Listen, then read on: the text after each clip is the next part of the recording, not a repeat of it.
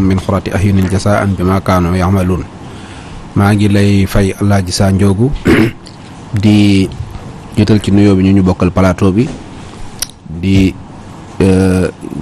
nuyu ñi ñuy seetaan ci biir réew mi ak bitim réew mi yëpp di jiital ci nuyoo yi ak siyaare yi Cheikh Mouhamadul Mountakha Mbacké xalifa général de Mouride ku ñaanal ma yàgg fi te wér di ca teg sama wasila Cheikh Mouhamadul Moustapha ibnu Cheikh Sidil Makhtar di ca teg sunu wayjur soxna May bintu Cheikh Sidil Makhtar ak sëriñ Abdou Samad sëriñ Jiili sëriñ Xaadim sëriñ Abdou Latif ak sëriñ Habib Diop ak sëñ Xaadim Diop ak mbooleem njabootuk sëriñ Sidi Muxtaar gépp ak njabootuk sëñ Baara gépp di nuyu Moulay Xasis Guèye di nuyu itam Pape Seck ak rakkam Kolle Seck ñooñu ay ñu ngi ci Rufisque di sëti Ngalandu Diouf maa ngi leen di nuyu bu baax samay wëllëre lañ di nuyu daal mbooleem ku ñuy seetaan ci biir réew mi ak bitim réew di nuyu nag sama maam sama baay Cheikh Abdoul Khadir Ndiaye xalifa Cheikh Darul Hassan Ndiaye di ko wax ñëpp ñu ngi waaj le 20 janvier incha allah bisu Serigne Darou Hassan Ndiaye di nuyu sama wayjur Cheikh Ahmadou Bamba Ndiaye di xalifa Serigne Massamba Oumy Ndiaye di nuyu sama nijaay Cheikh Lo Modou Mbacke Lo ak soxna Fat Ndiaye di ko jaale sama maam jooju Baye Omar Ndiaye maa ngi ko koy jaale parce que suma maam la sama goro nijaay moo gaañu maa ngi koy jaal di ko ñaan yàlla mu xare ko àjjana ñu ngi la koy jàll Cheikh Bara voilà Cheikh Bara Pa Diop mi ngi lay nuyu benn pala bu nekk foofa ci cité Air Afrique nee na ma nuyu ma sama waaja Pa Diop démb am na ko fa ñëw benn maire boo xam ne ni daa sonn bay bëgg dee ñëw fekk ma ne ma nee na maami Kouthia la maami Kouthia nee ma dama laa bëggoon a gis dama laa bëgg lool ma ne ko nag maire danaa la porte plainte nag boo def lool maire waaw man xam nga man dama am benn problème mooy man mosuma dajeeg benn xale bu jigéen ci dëkk bi mu ne ma yow laay seetaan man ay maire ki pa mais Pa Diop yow lay seetaan keneen non Pa Diop nee ko na seetaan keneen non man maire ak léegi da nga bëgg a éliminer paa yi waaw léegi paa yeeg maire yi ngir yàlla bàyyi leen émission bi doo leen seetaan victime de net te bàyyi bi parce que man mënumaa nekk fii di def sama émission paa yeeg maire yi rek di ko seetaan loolu moom mënta nekk mais paa yeeg maire yi maire bu ma waxati dinaa yow laay seetaan maire bu ma waxati yow laay seetaan dinaa la andil sama avocat met Abdou Diallo lu leer laa ñu wax waaw jeunes yi koy partage yow xamoo yow man maire bu ma dajal nga dema suñu baara yow rek laay seetaan waaye voilà donc Cheikh Bara macha allah loolu moom at mu bees mi loolu laa indi comme décret moom waaw ñi ngi kontaan ci maire yeeg ak paa yooyu nga xamante ne bi ñi ngi ñuy teewlu vraiment di am ci ñoom mbégte kontaan te Cheikh Bara parti humour la ñëw macha allah Cheikh Bara am na ñoo xamante ne bi président Macky Sall discours na ba pare ñoom nee nañ seen ngañ affaire yi daal discours yi ginnaaw bi journaliste yi jàngate ñi nga xamante ne bi ñoo la politologue yi jàngat ñoom nee nañ daal dégguñu ba tey li président wax seen ngañ ci ñi doon jàngat yow la ñuy xaar di la déglu tey jii benn waaye woo na ma ne ma yow lay bàyyi xel di la déglu Cheikh Bara Ndiaye borom def gis Macky Sall di président de la République bi mu génnee jàkkaaroog askan wi kaddu yi nga xamante ne bi moom lay yëkkati nan nga jàngatee discours président Macky Sall. waaw discours Macky Sall de maanaam xam naa ne gis naa daal waaye joo xam ne. président de la république. di ko ñaanal yàlla sax nag atum jàmm. am nekk ci jàmm te ñu fekkewaat ko déwén. ci jàmm ak salaam. amiin moom njabootam ak gouvernement bi yëpp. amiin amiin. waaye xam naa ne waa ju ñàkk problème daal gis naa ko moom. maanaam koo xam ne ni mu ko gisee. benn. mooy moom amut problème wala problème yi. amul problème waaw. wala moom maanaam yëgut problème yi moom. waaw wala bu yëgee problème yi jàppee ko muy problème. lu tax nga wax loolu. waaw loolu daa feeñ ci moom daal da ngay xam ne moom. ci naka nekk na daal. xam nga nag discours bi. waaw am na solo. ndax at mi bu deewee nga ñëw taxaw wax ak askan wi am na solo. waaye mënoon naa gën a am solo ndax. ay wax dafa jooy ñu ne ko lu tax ngay jooy mu ne niñ ma wax fiñ ma waxee te waruñu ma faa waxee wala dañ maa wax te jotaguma wala ñu wax ma tama weesu. Macky Sall nag daanaka boo ko seetloo. waaw koo xam ne dañ laa fal ba noppi falal la ay waxkat. dañoo bëgg nga jëf te bàyyi wax. nga jëf te bàyyi wax. waaw. dégg nga. waaw boo demee nag ba bokk ak waxkat yañ faloon di wax. xaaruñu la woon foofu. xaaruñu ko waaw discours la def. maanaam discours bi. waaw li mu waroon a ëmb la ëmbut. lan la mooy moom dafa ñëw tàmbalee ko ca fukki at ya. waaw lépp lu mu fi am rek mu indi ko ba boole ci yoo xam ne maanaam ay tabax yu yëggut ak sànce yu pareegut ak maanaam sportu ndaayaan bii ñu tàmbali sax boole na ko ci bilan bi. BRT la xaw ma. waaw ma nga ca bilan ba hôpitalu Touba bee di tëje. waaw ma nga ca bilan ba. waaw dégg nga pooru Sendou bee nga xam ne dem naa fa bu yàggut. daanaka maanaam dara nekku fa daanaka. waaw soreegul daal. waaw ma nga ca biir bilan ba. nga xam ne daanaka yay yegg ak yay yeggut ak yay ñor ak yaxaay yëpp ñu ngi ci moom def na ko benn bilan tënk ko teg. waaw loolu nag maanaam dafa amoon leneen lu gënoon. mooy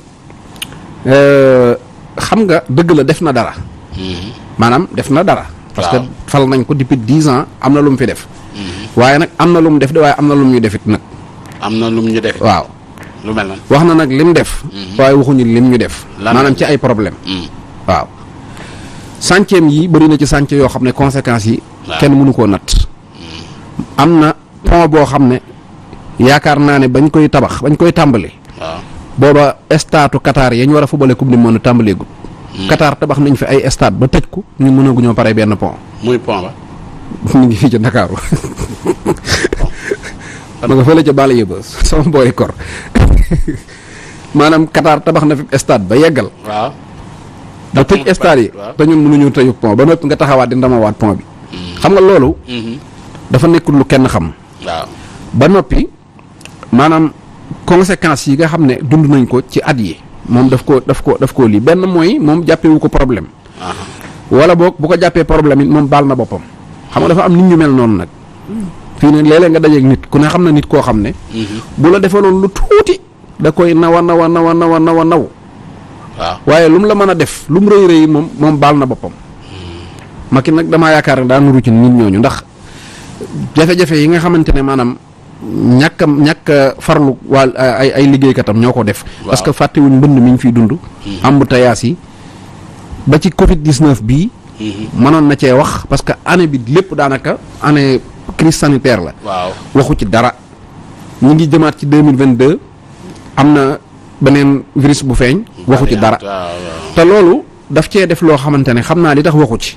mooy dañoo jël bul fàtte ne bis naka tey daaw. waaw le 6 janvier bii. ci la décret woon 2e couvre-feu.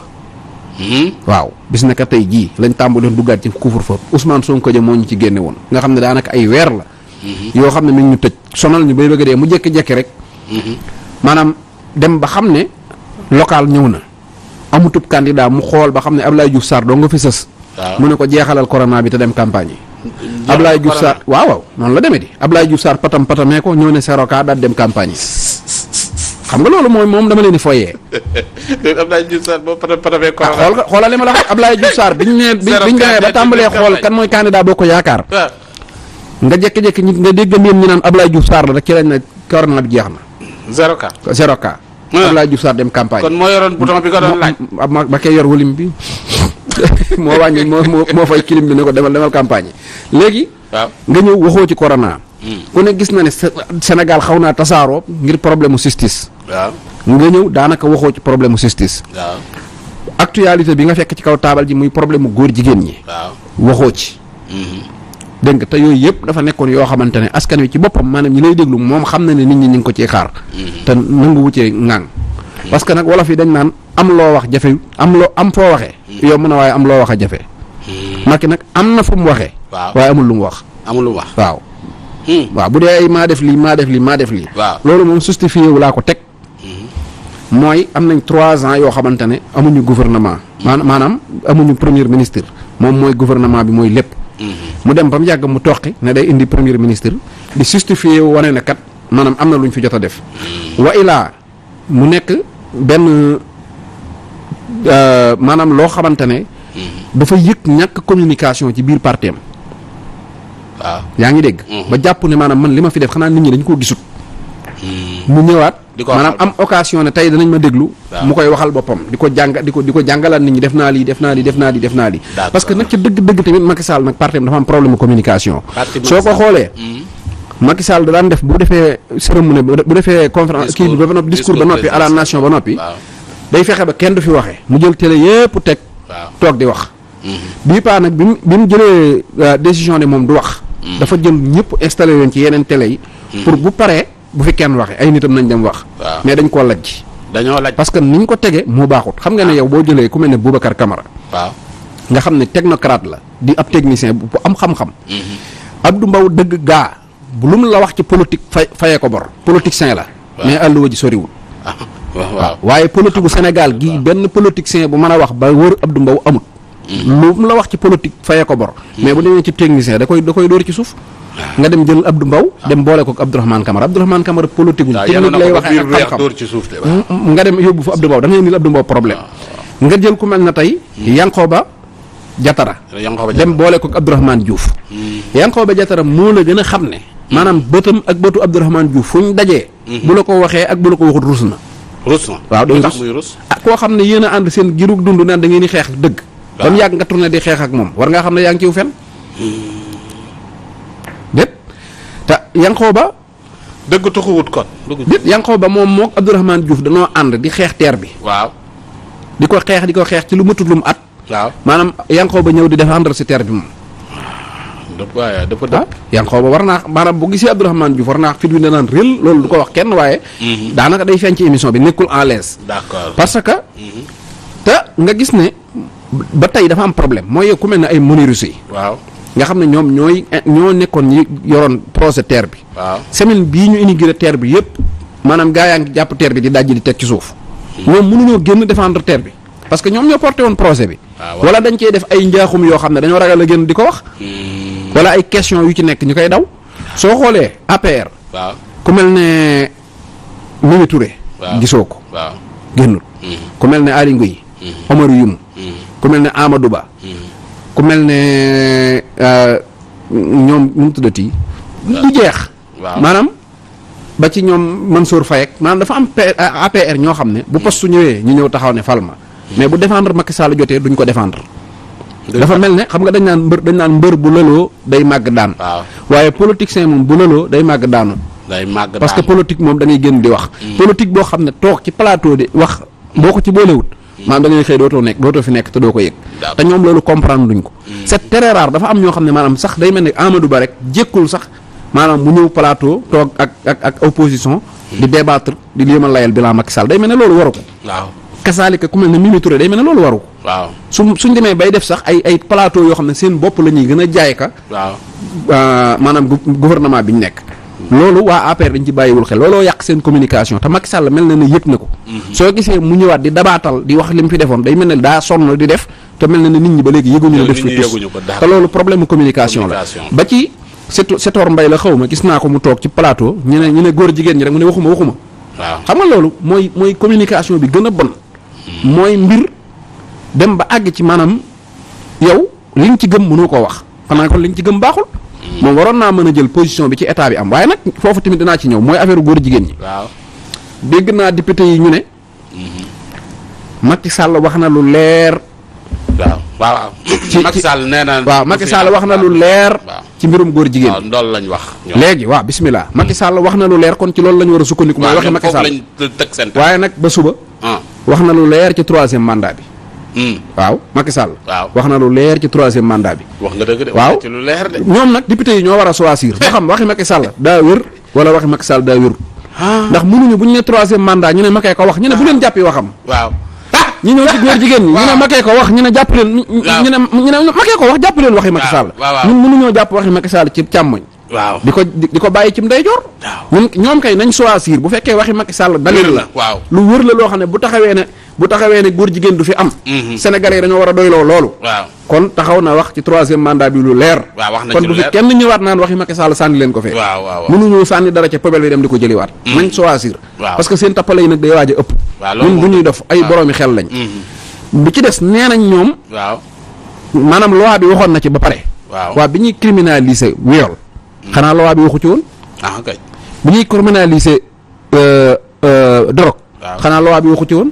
kay bi ñuy criminaliser vol de bétail mooy sàccum jur mi. xanaa loi bi waxu ci woon. kon lu tax lii loi bi wax ci rek ñu ne kenn du ko criminaliser. te yee loi bi waxoon ca ba noppi ñu nangu koo criminaliser. tappale yi dafa ëpp. tappale. waaw tappale yi. dafa ëpp waaye man benn affaire rek laa leen di wax. muy lan. mooy ñun problème bi ñu am mooy la sëñ Tuubaa waxoon rek. muy lan dañ ko ne lu jaxase àdduna. mu ne ñi jub juboowuñ ñi juboo jubuñu. ñi jub juboowuñ. jubóowuñ. waaw ñu jub ñëpp. waaw dañoo jubóowu. waaw waaye ñu jubut. waaw dañoo fexe ba juboo. dañoo fexe ba jubóo. waaw fu ne ñoom ci ñàkk a jubadi dong ci lañ nekk moo tax ñu déggoo. waaw di contrôler affaire bi. waaye na nga xam ne ñun. aw askan lañ woo xam ne. lu baax lañ bëgg. lii nag dama leen koy laabiri rek. waaw lu baax lañ bëgg. te moom lañ mës a bëgg. jàppoon ne dañoo baax. waaw moo tax ñu faraloon leen ñu faloon leen fi. waaw saa bu ñu leeree ne duñ ñu baax. ñu bàyyi leen fi wutu ñu baax. làq góor jigéen nag daa bokk ci màndargay mbon ba asaru. waaw dëgg la te def nañ ko nag. waaw dëgg askanu Sénégal. ñoo dajaloo di jéem a protester seeni jikkoog seeni valeur. waaw ñu ne leen jikko yeeg valeur yu bon yi moom ñoo koy garder fii dafiy ne. kuy garder lu bon nag mënoo bañ a bon. waaw wasalaam. dëgg la jërëjëf Cheikh Bara Ndiaye borom def gis kon dañuy fas yéene yegg nag ci ki nga xam ne moom la ñuy wax Ousmane Sonko ci li jëm ci wàllu monnaie locale. monnaie locale bi nga xamante bi annoncé na ko ginnaaw bi mu ko annoncé nag coow li jóg na. gars yi dal nañ ci kawam ku ci mel ni Ablaye Balde yëkkati na ay kàddu ne Sonko xamul fu muy teg tànkam li mu wax noonu li mooy wane ni daal naxa la ci wàllu politique. ki nga xamante ni kii moom la ñuy wax tamit Moustapha Diakhaté moom wax na ca mer goo xamante ni gi sax mer gi kenn mënu koo xam te ni. waaw léegi nag dinaa la distinguer nag ay kanam yu bokkut. ay kanam yu bokkut Ablaye Balde. waaw day politique. actuellement nii. bu Sonko ne woon suukar saf na sax mu ne suukar xorom a ko gën. maanaam moom loolooy position fi mu nekk nii. waaw ci temps bi la. Moustapha Diakhaté daa xamut dara te xamut ne xamut dara. loolooy problème am Madiambal Diagne moom position jamb la yor waaw. Madiambal moom daa xamut. te boo ko xoolee xam ne moom xamut ne xamut moom loolooy jafe-jafe. xamul li xamut waaw Moustapha Diakhaté li ko réer dafa bari te moom xamut. Madiambal position jamb rek moom Madiambal moom àdduna ji position jamb la ci yor. moom bu jamb rek saa booy wax lu baax sa xel du dem ci Madiambal. waaye saa boo bëggee def lu safaan ne xalaat Madiambal. moom moo war a seet boppam parce que mënoo tudde sa bopp kilifa ba noppi. waaw kuy def lu baax du la xalaat. waaye saa bu amee nit lu mu bëgg a wax lu bon. xelam ci yow lay njëkk a dem. moom war naa defaraat boppam parce que nag kajoor la dëkk te as gor la. am na yoo xam ne nii ay dara jëru ko ci àdduna. dem ba nga xam ne Sénégal gii yow. maanaam saal buloo rek nga fi nekkee. maanaam saa bu nit ba seetlu li ma lay wax nag. saa bu ñu nee Madiambal wax na rek maanaam lu bon la wax moom. Madiambal wax lu baax doo ko dégg booy déglu lu baax doo dégg Madiambal. saa bu ñu nee lu bon ñu xalaat la. Madiambal na seet boppam. monnaie locale bii nag. maanaam neexoon na mu bañ a nekk ay problème mu Casamance ak yooyu. man dinaa ci mën a développer bu baax. mais affaire Casamance la. ñi koy wax. duñ ne mukk maanaam wërta nekk. parce que loi. wala ay réew dañ koo def. échec ko. wala yu mel noonu duñ ko wax. xam nga lu ñu waroon di xalaat. maanaam mën na ko ak mënu ko. waaw ci loolu la ñu waroon def waxtaan mooy est-ce que Sonko li mu wax mën naa nekk ak mënta nekk. waaw techniquement loolu moo nekkoon débat bu normal. waaye mënoo fekk loo xamante ne yow. France foo dem ci àdduna bi mi ngi am université gii. par exemple mën naa am ñi ngi jëfandikoo monnaie locale. parce que tey boo demee université. mais da ngay yor aw këyit yoo xam ne nii day dox ci université bi te boo génnee du dox. kon monnaie locale la ñi fi nekk di talalali. Icon bi mu ñëwee fii def Icon City. monnaie boobu mu fi doon bëgg a def. du monnaie locale. du monnaie locale. lu tax waxuñu ko woon. c'est vrai. Michel Bassin. ab kii la nu mu tuddati Casamance la dëkk en 2015 doon na jéem a lancé loolu ba amoon ci problème ak état bi. parce que xam naa ay problème autorisation ak yooyu la. mais ville bu enclavé ba mel ne Côte d'Ivoire ba mel ne Casamance. bu amee monnaie locale. daf koy développé. loolu moom lu wër la. amul nit ku sérieux ku am xam-xam. ku koy weddi. d'accord dégg nga. waaye nag dafa am ñoo xam ne. ñaar problème la mooy Ousmane Sonko ko wax. ba pare ci Casamance la ko wax. sëñ Modou Kara day jékki-jékki rek allo Touba dañ koy def statut spécial nangam. dañuy jàpp ne rek ay wax la nii rek garaawut. gis nga li mu wax nii bu ko Moustapha Diop waxoon xalaatoon ko waa Louga. kenn du wax dara gis nga bi ko Icon bëggee def ci Icon City. kenn du wax dara mais Casamance ci boppam. moo nekk problème boo xam ne nit ñi moom daa mel ne boo nee nangam Casamance rek ñu ne la yooyu baaxoo wala nangam ak nangam. loolu dafa am jafe-jafe maanaam loolu baaxul nañ génn ci man loolu tax ma ragal cee wax mooy nañ génn ci ruq boobu. Sonko ab candidat la day proposer ay liiwam ay xalaatam ak i gis-gisam. lii nag lim leen rawee dong la yoone. waaw maanaam li sëñ Cheikh doon wax Sonko nag xaw naa koo yërëm ndax sëñ Cheikh ne woon ne yërëm naa. sëriñ boo xam ne daa rawi taalibe ba ëpp. voilà parce que tey candidat yu bëree lii seen xel dabu ko woon. te pourtant acte la bu affaire la boo xam ne bis bu mu amoon. maanaam am na lu rëy lu mën a jëriñ Casamance. te ñii di koy weddi xam nañ ko. mais dañ koy weddi parce que Sonko ko wax. dañ koy weddi parce que ci Casamance la ko wax. mais bu ko sëñ Modou Kara waxoon ci Touba. wala Moustapha Diouf wax ko ci Louga. kenn du ko weddi. d'accord macha allah loolu mooy wane ni kon xam naa Moustapha Diakhaté mi ngi lay déglu nga ne dafa xamul te yëgul ni xamul ay Diakhaté Moustapha ay ñu ngi koy nuyu ba Moustapha Diakhaté Cheikh Bara Ndiaye borom def gis. comme xam nga li ma inspiré ci kii bi dama la dégg keroog bi la waa 2S invité macha allah ñu ngi nuyu waa 2S ñoom Bekaay Mbaye ak ñooñu ci loolu ñu def noonu parce que loolu mooy wane ni gis nañ ouverture bi nga am ak tamit yeneen yi nga kii loolu lu am solo la. nga daa dee toj làmb ji loolu bax tey mu bëgg ñu waxtaan ci wàllu football mais Cheikh Bara yow ni nga xamee làmb da ngay ñaanal mbëri wala.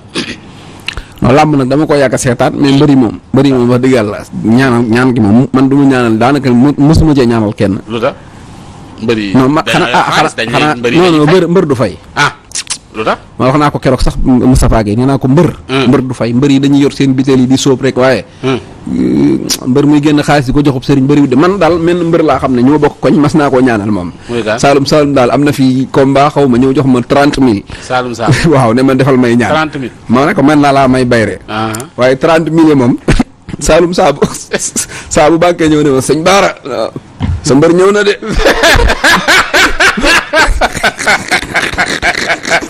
Saalum man daal ba mu njëkkee ñëw 30 la ma joxoon waaye daal saa yi jaaxle nee na sa mbër ñëw na ma la 20 000 jox ko mu dem. kon Saalum récupéré nag yow bi 30 000 macha allah waaw Cheikh Bara kon ñu ñëw ci li nga xamante ne bi nag moom la ñuy wax Sénégal Coupe d'Afrique bi. président jox na leen drapeau bi. toftal na ci ay kaddu. xamal leen ne leen kat ndam li. noo jàngatee équipe nationale bu Sénégal ak tamit kaddu yi nga xam ni moom le président ndax mën nañu réussir bi la yoon yow sa gis-gis ak ci sa xam football. ndax mën nañu. football nag xam naa taxut ma xam ci lu bare parce que dese na maa koo maanaam. xam football am naa dinaa koy siifur nii rek daal di ci am ay kii rek. mais nag xam naa gars yi ma ci gën a ay. waaye comme dafay bokk ci actualité yi parce que d'ici lundi incha allahu taala dañuy dem ci CAN bi te xam nga ne ku ne xam na ne match Sénégal moom actualité la ci sénégalais yi kon nag surtout CAN bi sax nit ñi dañoo bëgg football dañ koy seetaan xam naa du ñàkk dinay bokk suñu actualité man nag CAN bi li ma ci njëkk a wax mooy bu dee ci côté CAN bi organisation bi man su ma sañoon dañ koy bàyyi ba beneen année parce que beneen yoon parce que contexte corona bii mën naa dem ba ci biir mu indi ay jafe-jafe te it Cameroun gi ñu koy defee daf ma nuru dëkk boo xamante ne pareegul carrément pour dalal 24 équipes man leen a jox terrain yi man leen a jox ay stade man leen a jox stade yu baax laax man leen a jox ay hôtel yu baax. loolu moom lijjanti nañ ko ba pare Cheikh Bara. non match bi day ragal naa bu ñu demee ba équipe yëpp installé wu dañ ci dégg ay jafe-jafe. ragal naa ko tey Sénégal gi boo jékki-jékki non mën naa am mais ci conditions yu metti mais day am nga ne man waaw day am. waaye dama ne ci conditions yu metti yoo xam ne maanaam xam nga tey ñu ngi nii am ay joueurs yu Covid. bu ñu demee ba jege match joueurs yi ñu gën a yaakaar Covid nu ñuy def. yooyu yëpp ay problème la. mais nag ala kulli haal comme yàlla def na soobu nañ ci rek nañ ñaan yàlla dara loolu lépp luñ ciy jot lépp bañ a am daal lu positif rek am. bu njëkk mooy Macky Sall président Macky Sall jox na. Lions yi. ab drapeau. jox leen ay wax. wax ji nag. maanaam lu mat a déglu la. parce que daaw dem nañ amuñu coupe. mu tatagal leen yóbbu leen ci biir palais bi mel na dañoo andi coupe bi. ren nag bu leen wooyee ñu ñëw mu ne leen coupe laa bëgg. war nañ cee mën a def seen effort. maanaam ngir sagale ko Macky Sall. parce que nag daaw sargal na leen te andi wuñu woon coupe. bi ci des mooy li nga xam ne dafa jëm ci wàllu population bi. mooy ñu boole suñ xol nekk benn. parce que jamono bii ñu toll soxlawuñ ay critique ci équipe bi. nañ booloo rek nekk benn. bu dee li nga xam ne dafa jëm ci wàllu Aliou Cissé ak encadrement bi. yaakaar naa ne bii pas duñu am problème ay dañ ñoo sàcc ak dañ ñoo lii. parce que ku mel ne Augustin Senghor mooy vice président CAF parce que sud africain ba fa nekk daanaka Augustin mooy jël décision yu ci ëpp. lu mel ne FIFA tey Fatma Saboura moo fa nekk secrétaire. kooku tamit day fa ñu jëlee décision ya daanaka loxo ma nga fa kon Sénégal mi ngi ci position yu baax ci wàllu kii. bu dee nag ci wàllu équipe bu ñu doon wax effectif mooy équipe bu mag. mën nañoo wax ne dañuy dem jël kaan bi indi ko. parce que ñun équipe bi ñu yor amul kenn ku ko yor Afrique. tey xawoon na maa ñemee wax ne 23 équipes yi dem coupe d'Afrique yëpp. suñ ko jëloon jaay leen. buñ jaayee suñ équipe ñun ñoo leen gën a seerle. suñ benn équipe moo gën a seer 23 équipes yi nekk foofu yëpp boo leen boole woon. parce que équipe lañ yor boo xamante ne. waaw effectif bi tey da ngay xool dëkk bu mel ne Angleterre. nga dem Watford nga am fa Ismaïla Sarr. nga dem Liverpool am fa. Liverpool am fa Sadio Mané. nga dem Chelsea. am fa sunu gardien bi. Edouard Mendy la xaw ma. dégg nga dem Italie yaa ngi dégg. boo demee Italie nga am fa Fodé Sarr. parce que ñu ngi am na foofu Milan. nga dem Naples fekk fa. Koulibaly. nga ñëw Dakar nga ñëw Paris. fekk fa Idrissa Gana Gueye ak Diallo dem Marseille fekk fa. Ahmadou Bamba Dieng. ak kii nu mu tuddati Papa Gueye. nga ñëw Espagne. ñu ku mel ne Fodé Touré. non Balo. nu mu tuddati waay. Boulaye Dia. Boulaye Dia mi ngi Villarreal. waaw Boulaye Dia bi nekk Villarreal. loolu boo ko xoolee. da ngay xam ne. équipe bi mën naa ko topp noonu ñëpp ay joueurs yu mag lañ yoo xam ne fi ñu leen jëlee. loolu amul beneen équipe bu ko am parce que boo demee fu mel ne Côte d'Ivoire. am nañ ay joueurs yu baax parce que ku mel ne nu mu tuddati sax. à l'heure bi nga xam ne moo nekk Ajax moo jël meilleur buteur Ligue des Champions. waaw. ak ku mel ne Kessié. kooku mi ngi Milan ñooñu dara wax dëgg fa yàlla. mi ngi Milan joueurs yi may wax di man dara laaj ko. Milan la nekk. Milan waaw. léegi ñooñu.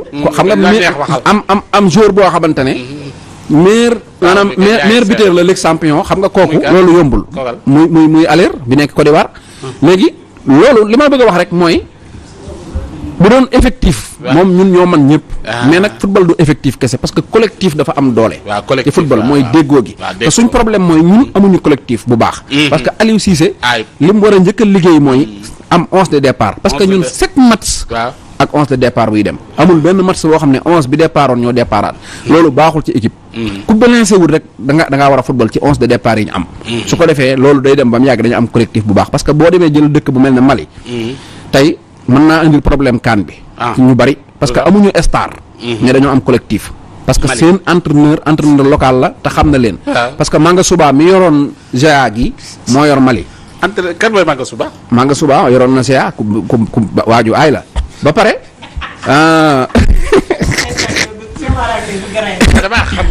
léegi bàyyil ma dem rek parce que ñi may seetaan dinañ xam li may wax ñoom boo jëlee ku mel ne. nu mu tuddati sax français bi dafa am ku ñuy wax Jean-Marc Guy. kooku. waaw atia. wala ñu dem ci kii rek. Jean-Marc Guy. moo njëkk a def affaire ay centre football.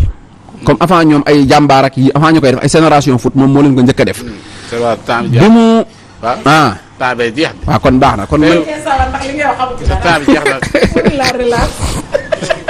waaw tey xaw ngaa dee. xam nga temps bi jeex na tàkk. waa léegi kon nañ dem ci fajum cosaan. temps bi jeex na nga naan ci fajum cosaan. waaw kon nañ joxe adresse yi. alors jeexal ba kii ba beneen yoon. incha allah yow foo jaaree xamee football da ngay seetaan football yi. moo tax da ngay seetaan. moo tax dinaa ko seetaan. non man xamatu seetaan moo fa mais li muy wax xamu ci dara. parce que li ngay wax li muy wax xamu ci dara mënoo laaj. kon kañ tëjal. waaw baax na léegi daal lundi bu jot. waaw ñi ngi asalem ñi ngi tëngéej.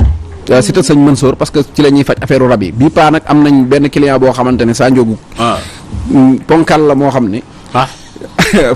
moom rab yi ni mu ko xiir mooy comme taxawal. booy yaxee rek da lay dóor.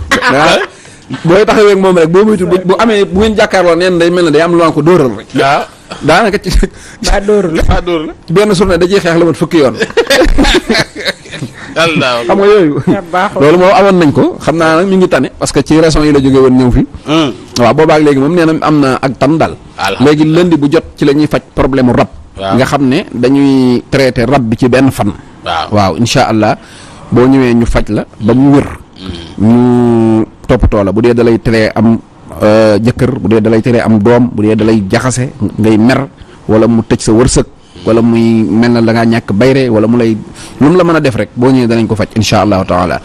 bu dee affaire hémorroïde waroon nañ cee wax tey muy kuy seere di am ballottement yaram buy tàng ndigg luy metti bopp buy metti ngay géex articulation yi di metti muy delloo sa awra wala ngay sëy doo ko yëg yooyu yëpp problème mu hémorroïde la wala ngay toog ay jour doo dem toilette wala booy dem toilette air rek génn yooyu yëpp boo ñëwee beneen bis boo ñëw bu dul lëndi rek boo ñëwee danañ la ko fajal suba boo ñu ngi cité sëñ Mansour terminus 48 boo fa ñëwee wala ci gaaraasu maanaam ci lu mu tuddati cité enseignant ci gaaraasu kalandoo yi ci buntu pharmacie boobu boo fa ñëwee pharmacie CSSF boo fa ñëwee dinañ la tegtal kër ga wala nga ñëw kër Pam Ndiaye coppet bu dee samedi dimanche lundi mardi non samedi dimanche mardi mercredi ñu ngi